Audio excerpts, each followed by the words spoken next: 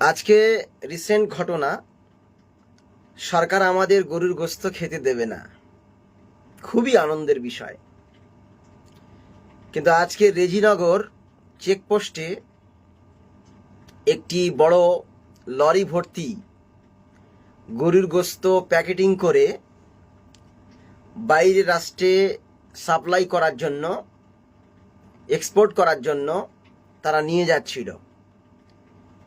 সেই গরুর গোশত সহ ট্রাকটি কোনো দুর্ঘটনার মধ্যে পড়ে উল্টে যায় এবং বক্সগুলো খুলে দেখা হয় যে তার ভিতরে গরুর গোশত প্যাকেটিং করা।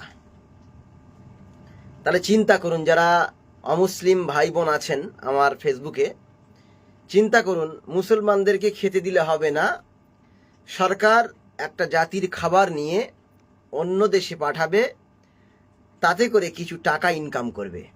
চিন্তা করুন। তো মুসলমানরা গরু না খেলে তারা বাঁচবে না এমন ব্যাপার নয়। আল্লাহ বলেছেন, ওয়ামা মিন দাব্বাতিন ফিল আরদি ইল্লা আলাল্লাহি রিজকুহা। পৃথিবীতে এমন কোনো বিচরণশীল প্রাণী নাই, এমন কোনো প্রাণী নাই যার খাদ্যের দায়িত্ব এ পৃথিবীর মহান স্রষ্টা, মহান সৃষ্টিকর্তা, মহান রব, মহান লালন পালনকারী তিনি স্বহস্তে গ্রহণ করেন নাই। কাঠের ভিতরে যে ছোট্ট পোকাটা থাকে, সেই পোকাটার খাবারও আল্লাহ রাব্বুল আলামিন যোগান দেন। এছাড়া ছোট্ট পিঁপড়া থেকে নিয়ে আর হাতি পর্যন্ত, ছোট্ট পুঁটি মাছ থেকে নিয়ে আর তিমি মাছ পর্যন্ত, ছোট্ট চড়ুই পাখি থেকে নিয়ে আর বড় বৃহৎ শকুন পর্যন্ত সব প্রাণীর খাবারের দায়িত্ব আল্লাহর। আর অনেকে মনে করে যে আমরা সরকারে এসে আইন তৈরি করে মুসলমানদের খাদ্যের উপরে আঘাত হানব। না, আঘাত হানা যাবে না। যে জাতি 1 মাস দিনের বেলা না খেয়ে কাটিয়ে দিতে পারে, ওই জাতি সারা জীবন গরুর গোশত না খেয়েও কাটাতে পারে। মনে রাখবেন, গরুর সঙ্গে ইসলামের কোনো সম্পর্ক নাই। তবে গরু হচ্ছে একটি হালাল প্রাণী, বৈধ প্রাণী, যেটা খাওয়া যেতে পারে। আল্লাহ রাব্বুল আলামিন কোরআন আল কারিমের ভিতরে গরু দিয়েই কুরবানি দিতে হবে এ কথা এক জায়গায় উল্লেখ করেন নাই। আল্লাহ একদম নরমালি রেখেছেন কথাটা। সেখান থেকে আমরা মেসেজ গ্রহণ করব কিভাবে, দেখুন। আল্লাহ রাব্বুল আলামিন সূরা হজের 34 নম্বর আয়াতে বলছেন, লিয়াযকুরু ইসমাল্লাহি আলা মা রাযাকাহুম মিন বাহিমাতিল আনআম। আল্লাহ পাক সুন্দর করে বলছেন, লিয়াযকুরু, যাতে করে তোমরা উচ্চারণ করো, স্মরণ করো, ইসমাল্লাহ, আল্লাহর নাম, আলামা, ওই জিনিসের উপরে, রাযাকাহুম, যেটা আল্লাহর রুজি হিসাবে দিয়েছেন তাদেরকে। সেগুলো কি? মিম বাহিমাতিল আনআম, চতুষ্পদ প্রাণী।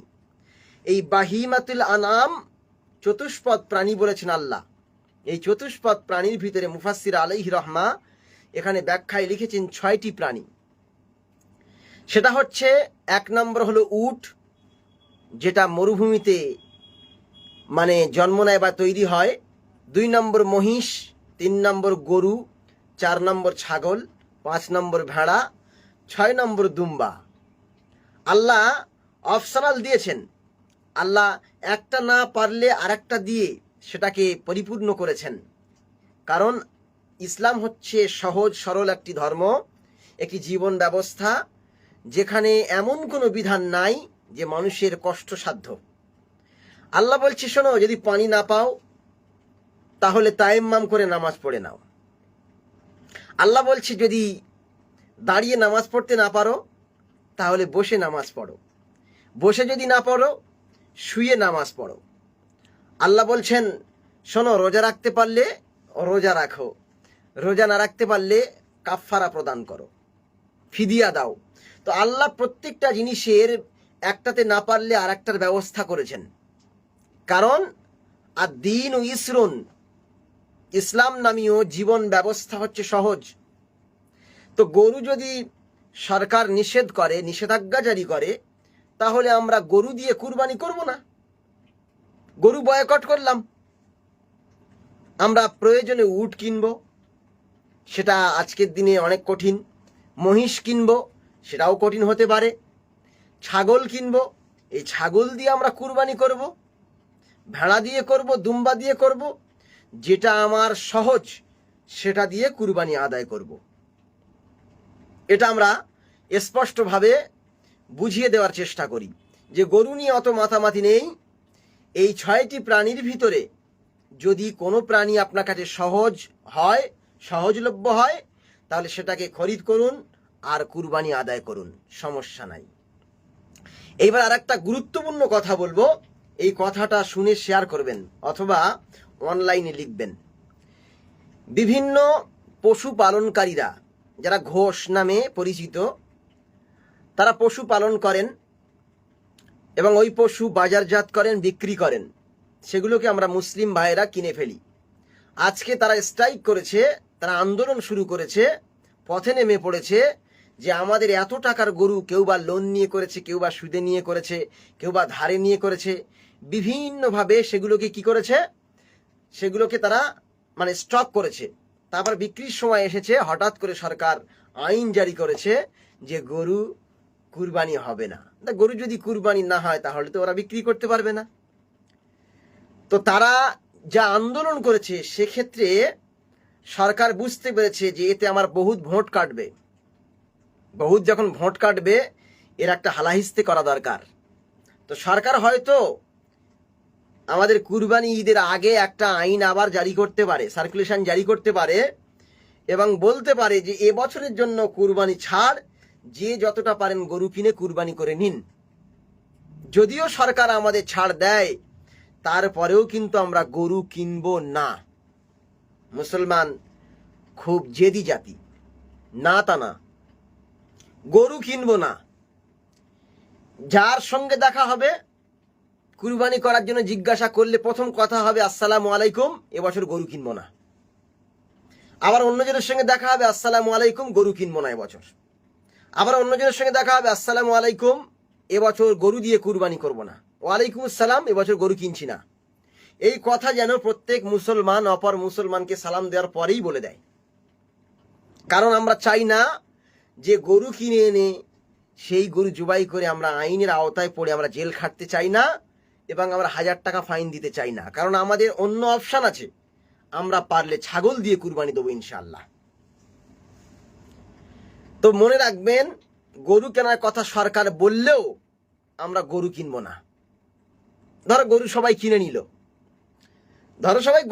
নিল, নেওয়ার পরে ঈদের দিন হুকুম জারি করলো প্রত্যেক এলাকায় এলাকায় ফোর্স চলে যাও, কোনো গরু কুরবানি করতে দেওয়া হবে না। তাহলে সমস্যাটা কি দাঁড়াবে? আপনি যে টাকা দিয়ে গরু কিনেছেন কুরবানি দেবেন বলে সেই কুরবানি আপনি দিতে পারবেন না। পুলিশ দাঁড়িয়ে থাকবে, গরুগুলোকে সব নিয়ে চলে যাবে।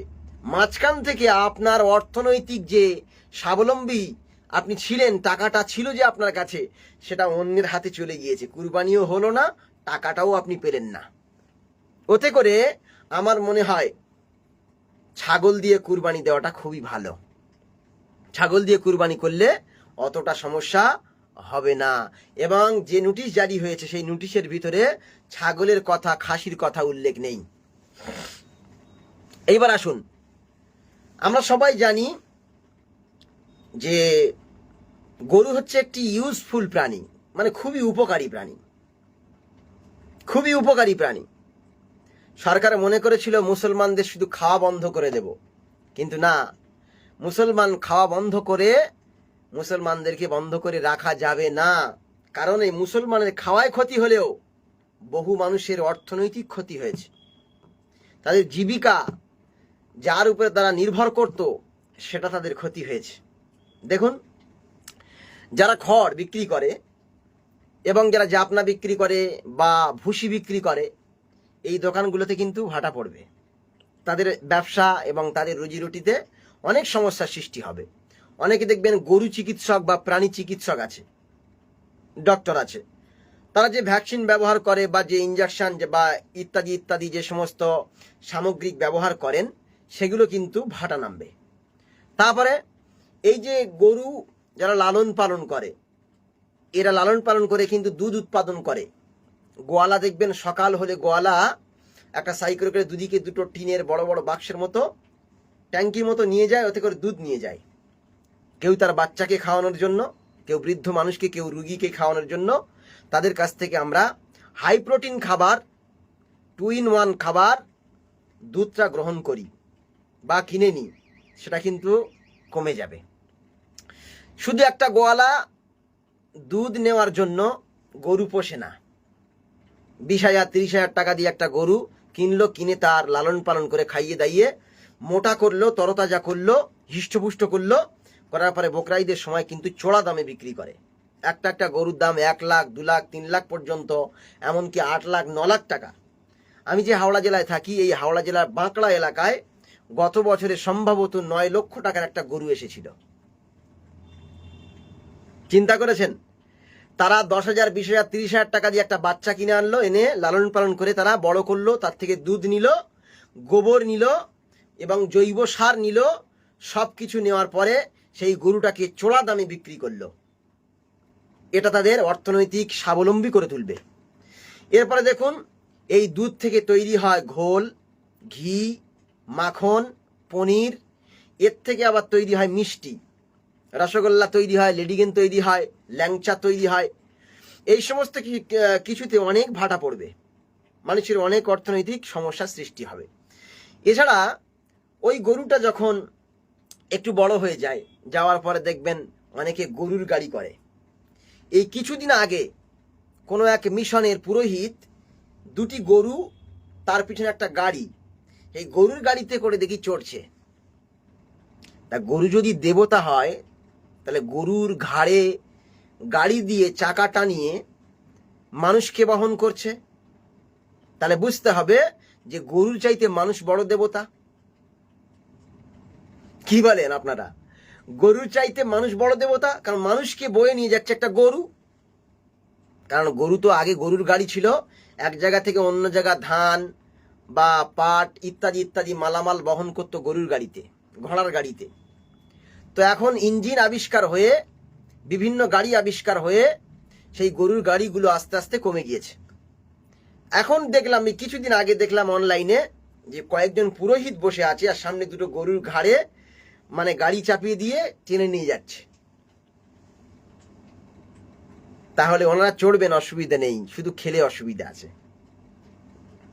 তারপরে দেখবেন এই গরু কি করে, লাঙল টানে। এখন নাই ট্রাক্টর বা মিনি ট্রাক্টরের যে আয়োজন হয়েছে, তার জন্য চাষের খুব সুবিধা হচ্ছে। কিন্তু আগে তো গরু লাঙল চষত, তাহলে দেবতাকে গিয়ে লাঙল চষা ঠিক? দেবতার গাড়ির উপরে চাকা চাপিয়ে দিয়ে তার উপরে চড়ে যাওয়া কি ঠিক? এগুলো আমরা বিবেক দিয়ে চিন্তা ভাবনা করি না। দেখবেন এই গরুর কারণে আর বহু মানুষের রুজি রুটির সমস্যা হবে। যেমন লেদার কমপ্লেক্সগুলো দেখুন আপনি, যে এই কুরবানির কারণে লক্ষ লক্ষ টাকার চামড়া তারা লেদারে নিয়ে যায়, নিয়ে সেগুলোকে সুন্দর করে পরিষ্কার করে তার দিয়ে ব্যাগ তৈরি করে, মানি ব্যাগ তৈরি করে। তারপরে দেখবেন সিলেদার্সের, আমার কাছেই দেখেন এই যে ব্যাগটা, এ সিলেদার্সের ব্যাগ। এই সিলেদার্সের ব্যাগগুলো চামড়া দিয়ে তৈরি হয়। সেই চামড়া দিয়ে লেদারগুলো বন্ধ হয়ে যেতে পারে, সেই লেদারের শ্রমিকগুলোর মানে কর্ম শেষ হয়ে যেতে পারে। এছাড়া এর শিং দিয়ে চিরুনি তৈরি হয়, বোতাম তৈরি হয়। এ কর্মশালায় যারা কাজ করে তাদেরও সমস্যা হতে পারে। এছাড়া ব্যাগ, জুতা, বেল্ট, এগুলো ভিন্ন জিনিস তৈরি হয় এবং মানুষের নিত্য প্রয়োজনীয় অনেক কিছু তৈরি হতে পারে। এছাড়া এই গরুর মানে গোবর দিয়ে সার এবং জ্বালানির কাজেও ব্যবহার হয়। দেখবেন অনেক সময় প্রত্যন্ত এলাকায় দেখবেন গোবর কুড়িয়ে ঘুঁটা তৈরি করে, এ দিয়ে জ্বালানির প্রয়োজন তারা মেটায়। কারণ গ্যাসের দাম অত্যন্ত বেশি হওয়ার কারণে তারা ঘুঁটে ব্যবহার করবে। বা পাটকাঠি দেখবেন অনেক সময় গোবর দিয়ে লাঠি তৈরি করে, সেগুলো দিয়ে আবার গরিব মানুষরা জাল দেয়, জ্বালানি হিসেবে ব্যবহার করে। সেগুলোতে অনেক সমস্যার সৃষ্টি হবে। তো যখন এগুলোতে সমস্যার সৃষ্টি হবে, তখন পশুপালন কিন্তু বন্ধ হবে আস্তে আস্তে। মানুষ পশুপালন ছেড়ে দেবে, কারণ সেখানে তো লাভ নেই, সেখানে সমস্যা। এছাড়া যে পশুর যে হাড় আছে, এই হাড় দিয়ে কিন্তু অনেক শিল্প তৈরি হয়, অনেক কিছু তৈরি হয়, অনেক কিছু ব্যবহারিক জিনিস তৈরি হয়।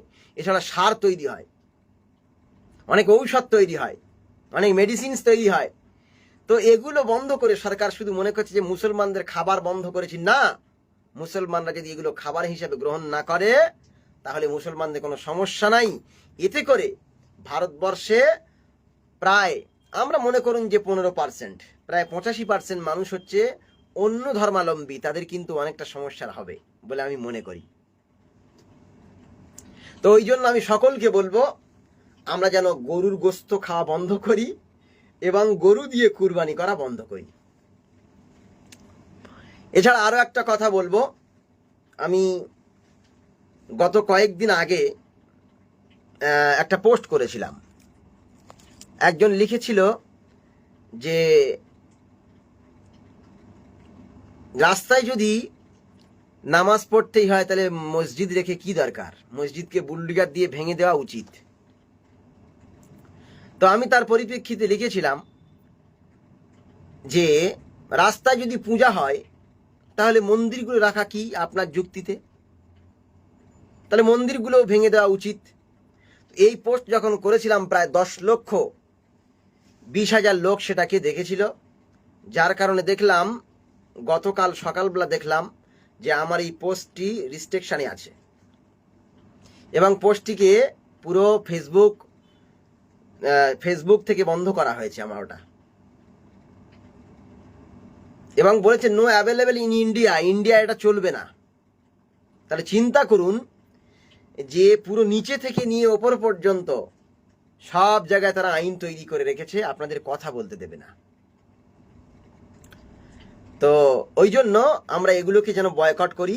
এতে শুধু মুসলমানের কোনো ক্ষতি হবে না, মুসলমানের কোনো ক্ষতি হবে না, ক্ষতি যা হওয়ার ব্যবসায়ীদের হবে। কাদের হবে? ব্যবসায়ীদের হবে। ওই জন্য আমরা যেন সবাইকে বলে দিই, যদি সরকার আইনও করে যে এবছর গরু ছাড় দেওয়া হলো, তারপরেও যেন আমরা গরু না কিনি, এই গরু দিয়ে যেন কুরবানি না করি। তাতে করে আপনার টাকাও বাঁচবে, আপনি সেফ এবং সিকিওর থাকবেন, আর তার সাথে সাথে আপনি আইন থেকে বাঁচবেন এবং ছোট্ট খাসি দিয়ে হলেও কুরবানি দিয়ে আপনার ওয়াজিবটাকে আদায় করবেন। যাই হোক, সরকার আরও একটি কথা বলেছে যে 14 বছরের উপরে গরুর বয়স হতে হবে। তা 14 বছরের বয়সের গরু আমরা কুরবানি দিই না, অত বুড়ো গরু আমরা কুরবানি দিই না। আল্লাহর কাছে কুরবানি দিতে গেলে সেটা দর্শনধারী হতে হয়, সেটা নিখুঁত হতে হয়, ত্রুটিমুক্ত হতে হয়। দোষযুক্ত হলে সেটা মনের ভিতরে খটকা লাগে, এর সিংটা ভাঙা, এ কুরবানি দেবো কিনা, হুজুরের কাছে চলে যায়। আল্লাহর কাছে কুরবানি করতে গেলে সেটা একদম সুন্দর, সুঠামদেহী, হিষ্টপুষ্ট এবং নজরধারী সুন্দর প্রাণীকে আমরা কুরবানি করি।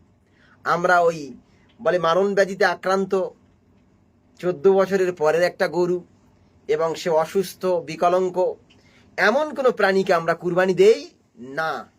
তার মানে হলো এটা ইসলামী শরিয়াতের বিরুদ্ধে আইন তৈরি করা। যাই হোক, আমাদের যখন অপশন আছে আমরা ওটা নিয়ে বেশি কথা বলবো না।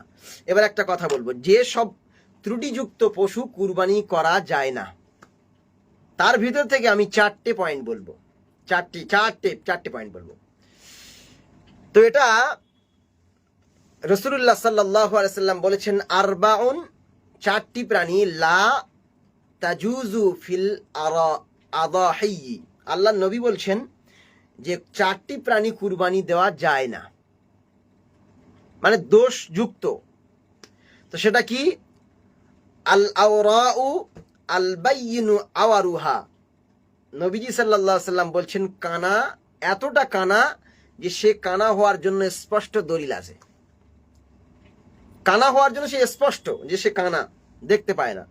তাকে আল থেকে হাঁটিয়ে নিয়ে যাবেন, সে আলের নিচে পা দেবে, বা লাইটের সামনে দেবেন, সে কিছু দেখতেই পাবে না। তো ওই জন্য যে কানা, তার কানা যদি স্পষ্ট হয়, অন্ধ যদি স্পষ্ট হয়, তাহলে সেই প্রাণী দিয়ে কুরবানি করা যায় না। আর সরকার বলছে যে 14 বছরের নিচে যে সমস্ত প্রাণীগুলো আছে, ওই প্রাণীগুলো যদি বিকলাঙ্গ হয় তাহলে আপনারা কুরবানি দিতে পারবেন, সরকারি চিকিৎসক যদি সার্টিফিকেট দেয়। 2 নম্বর হচ্ছে আল মারিদাতু আল বাইয়িনু মারাদুহা, যে সে অসুস্থ সে যে অসুস্থ এটাই স্পষ্ট প্রমাণিত, তাহলে সেই প্রাণীকে কুরবানি দেওয়া যায় না। 3 নম্বর, আল আরজাউ আল বাইয়িনু যালউহা।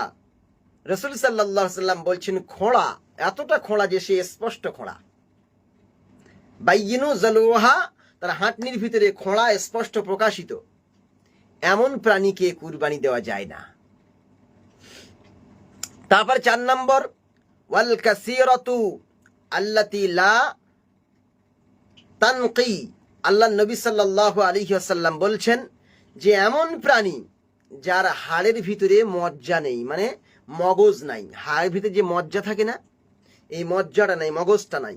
তার মানে এত দুর্বল, এত রুগ্ন শুগ্ন, তার হাড়ের ভিতরে মগজ শুকিয়ে গিয়েছে। কিছুদিন আগে সোশ্যাল মিডিয়াতে খুব একটা মানে ট্রেন্ডিং চলেছে, দেখবেন যে 14 বছরের একটা গরু পাওয়া গেছে, তার মেরুদণ্ডের হাড় ভেঙে গেছে, পা ভেঙে গেছে, এটা ওটা হয়ে গেছে। তো এমন প্রাণীকে কুরবানি আমরা দেই না। আল্লাহর জন্য এমন প্রাণীকে আমরা উৎসর্গ করতে পারি না। ওই জন্য আমরা গরুকে একদম বয়কট করলাম, গরু আমরা কুরবানি করব না ইনশাআল্লাহ।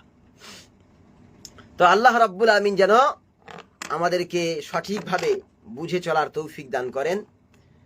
এবং আমাদের এই হাওড়া জেলার দিকে বাড়িতে বাড়িতে গিয়ে পুলিশ দেখে আসছে কাদের বাড়িতে গরু আছে, ফটো তুলে আনছে। ওই জন্য গাজোয়ারি করে, ঘাড় গোমাত্তি করে, ঘাড় বাঁকিয়ে নিজে ইচ্ছায় কিছু করতে যাবেন না। গরু কিনে হ্যাঁ কুরবানি দেবো, কে কি করার আছে করুক, এটা করবেন না। এতে করে আপনি বিপদে পড়বেন, আপনি সমস্যায় পড়বেন। আল্লাহ যেহেতু বিকল্প রাস্তা দিয়েছেন, তার জন্য আপনি সেটাকে গ্রহণ করবেন বলে আমি আশাবাদী। আল্লাহ রাব্বুল আমিন যেন আমাদেরকে বুঝে চলার তৌফিক দান করেন। আসসালামু আলাইকুম ওয়া রাহমাতুল্লাহি ওয়া বারাকাতুহু।